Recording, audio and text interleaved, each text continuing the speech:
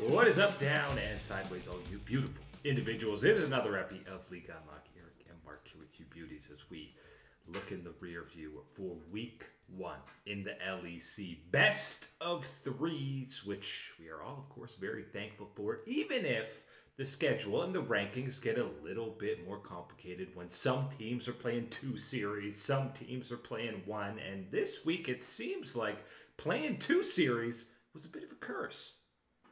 This is going to be as imbalanced as possible for a week one power ranking as I think you'll ever see because of the way the scheduling worked out in the LEC. And as you allude to, the squads playing multiple times seem to be the ones paying the cost, paying the price in this initial week. All of them, pretty much everyone except for Fnatic, finding themselves at 0-2 if you are these teams that have played twice. Now, diving in to those teams that have played twice, that have lost twice, there's a big difference amongst them that we need to be talking about as we go through our rankings in Europe. And yeah, case in point, how high up a squad like Koi is, who we'll get to, of course. But at the very bottom, the only actual winless team did not pick up a single dub in any series was Giant X, a squad that we were talking about so high up at times in winter. They make this one change of closer stepping away and Isma comes in, but this team looked bad on the weekend. And this is very worrying because they were amongst the teams that we talked about heading into this split, that this was going to be that make or break type of moment. Either this is where you continue to find yourself some growth, get some traction, build yourself up as we move to that summer split that we all know is so crucial before the World's Tournament. How was this split going to shape up for Giant X? And everything that was bad last split seems to have gotten even worse over the break.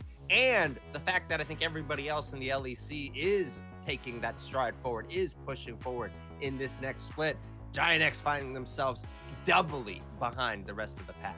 Yeah, with what was supposed to be this dual carry threat of Jackie's and Noah on the squad, it was really Lot was the only guy that had some salvageable moments from the couple of series here for Giant X, but for the most part, not many positives to go off of. At least a team like Rogue was being proactive. At times, dare I say, Adam was getting some insane individual gold leads, but the same thing remains for Rogue. With a lead, what can you do? Can you close out a game? And Larson, on such an incredibly fed LeBlanc, he becomes irrelevant in the mid-game.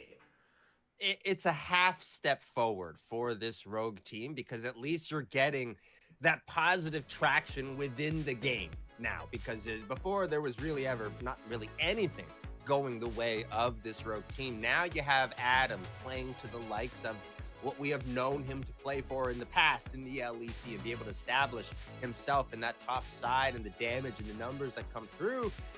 Larson having that type of advantage on LeBlanc. Haven't seen that in a long time. Didn't get to see anything really done with it, is the problem at the end of the day when you're talking about Rogue. Yes, we're seeing positives. Yes, you're seeing good signs for this team, but are they able to put all that together and make it so that they're crossing the finish line, taking out the enemy team Nexus? Not quite fully put together yet. And again, LeBlanc as a Larson champion, he doesn't really compute as a pick for him to kind of take over some of these games again, even though he got very fed. And it shouldn't have been an 0-2 loss to Team Heretics. They probably should have at least picked up a game there, but because of that, obviously, the Heretic boys get a bump ahead of them, who, again, one series against Rogue, not a ton to go off of for them. And at the start of the first game, it looked like it was going to be a rough start for them. They end up bouncing back, but still going to be sitting a spot behind BDS. Even though BDS took 3 games to beat Rogue, obviously you still feel like the ceiling is higher for BDS than Heretics. Yeah, and I think this was a slow start to the split 4 squad like BDS, avoiding the pitfall of losing in the very first pit. This is about as slow as it could get for BDS, that full drawn-out series against Rogue. I think we still saw some of the positives that you want to talk about with this Rogue, not Rogue, BDS, in where they can go and how they can grow for this team. One of the things we always talked about with them in this year was going to be, can Nuke take that next step individually? Can he be someone that you can rely upon and look more so towards? And I think this series was a bit of that validation for BDS. Unfortunately, there was it wasn't the highest caliber of gameplay that series when you have just straight up opposing jugglers staring each other in the eye for a Baron flip. You'd never like to see that type of thing go on. LEC, we're on a little bit of danger watch when we're seeing that go on within the region. Yeah, we're used to the LTA being the burger flipping region, the Baron flipping region, but this middle of the pack in the LEC hasn't had that the certain sauce that we're used to coming out of Europe as we get to that kind of top 6 bubble. Fnatic started things off great. You know, they get the revenge against Noah and Jun. It's a pretty calm, cool, collected, clean series against them. But then they match up against SK Gaming, and they get hit in the mouth in the first game, and they go, oh, this SK version maybe a little bit better with some new players on the roster, communication more in sync. Okay, we'll tighten up for game 2. Fnatic gets a nice little lead, almost a 6K lead, before they do an absolutely colossal throw, losing a 4v5 at Baron to all of a sudden get swept by SK. This was a big throw. This was a big throw. There's no understating it from Fnatic in this. It's one of those ones where the throw is so significant, so egregious, and where you really kind of, the valuation and expectation and respect for SK is, that is going to be costly, so much so that what you gained, what you benefited from beating down on Giant X, which doesn't really offer you all that much, equals out to Fnatic despite 1-1, despite playing more games and getting at least that win compared to everybody else at 0-2, finding themselves behind one of these 0-2 squads, not really making the jumps and leaps that you hoped to see them at the beginning of this spring's, spring.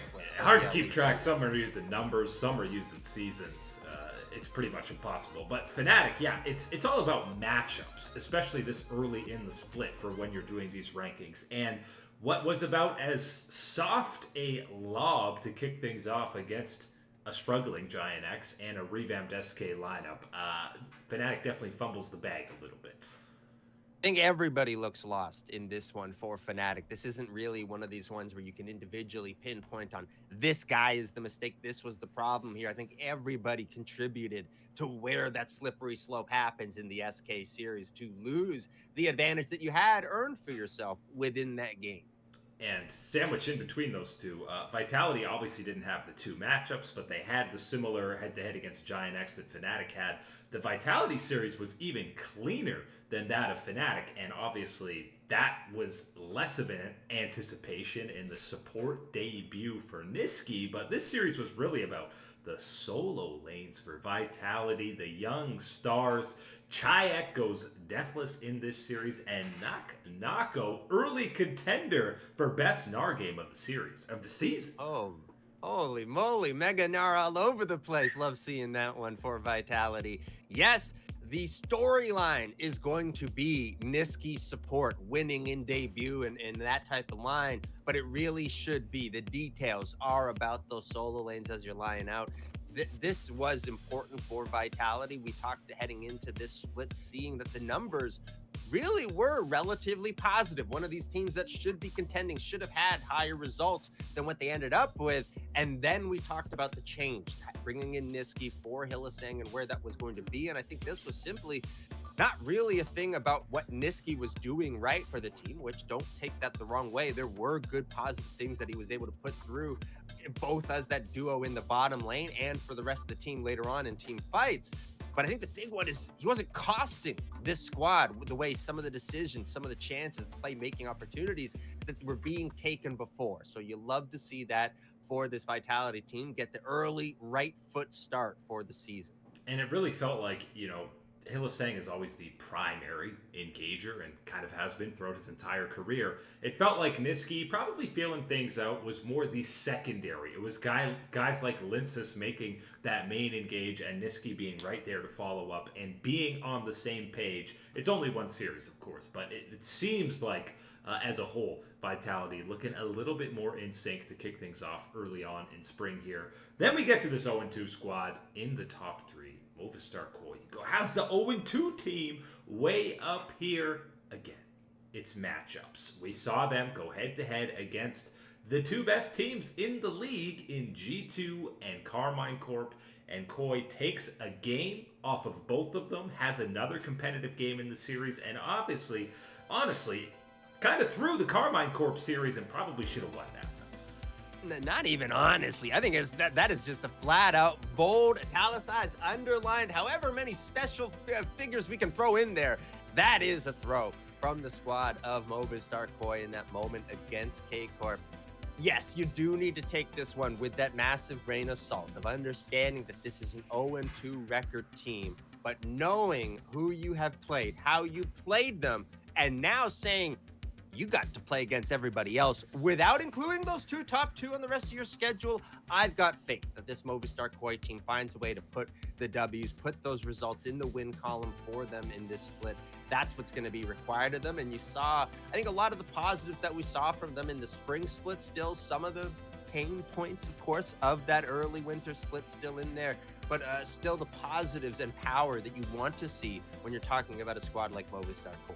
It's really just boiled down to a few moments where Elyoya gets caught out on Pantheon, right? They end up losing the major objectives because he kind of gets caught out, which is too bad because he had such an incredible early game to get things snowballing on that Pantheon pick. The other big note from this series is let's get rid of the Annie top for Mirwin. I don't think we need to see that one again. Yep. I think we've talked about this many times. You have to be willing to let these things happen and see them at the very least once in a while when you're rolling with someone in the top lane that does want to provide a champion pool that is different, is unique, is expanded. That also comes with the territory of being able to quickly identify what is and what isn't going to be something that is working, whether that's individually or with the team as a whole. And we can very quickly throw Andy Top into that category. You got to experiment. You got to go, okay, I'm going to put pesto and tomato sauce in this pasta and see how that goes. No, it's not. It didn't work. Never do it again. But we tried it, and that's what's important. But G2 and KC, definitely the top 2. We kind of had that expectation heading through the preseason. We put G2 at the top for this week, primarily because they didn't need an egregious throw from Koi to take them down in that series. Yeah, I think that's just the slightest of differentials between these two. I think I would accept someone throwing K-Corp ahead of them, giving them still maybe the benefit, the grace from being the representative at First Stand and how they did at that event. I can understand that type of pathway, but I'm going to go with G2 as well, sitting at the top here, just based off of how their series went against Movistar Koi in comparison to K-Corp. And even with that, when you're looking at K-Corp, I think one of the positives that I want to talk about heading into this split is I think you're going to see more of an emergence, more confidence from someone like Laddie in the mid lane, from his experience at First Stand, how he went toe-to-toe with someone like Zeka on the other side, all these things heading back to the LEC. That is someone I think that's going to get a big-time boost for K-Corp this split. Yeah, I think this is an opportunity for him to kind of go at caps for that top mid in EU throne. It's taken about 7 years and no one's been able to take it from caps, but maybe this is the year where something goes down. But obviously very early, only one series for most of these squads, but definitely loving the best of 3s versus the best of 1s to kick things off for the LEC. And we are a short hours away from LCK action kicking off as well. So finally almost got all the major regions back in action, and we'll be back to break down all the opening day action over from the LCK. But that is it today for Liga Unlock. Eric and Mark here with you. Absolute beauties. Thanks so much for hanging out, and we will catch you on that flippity flip.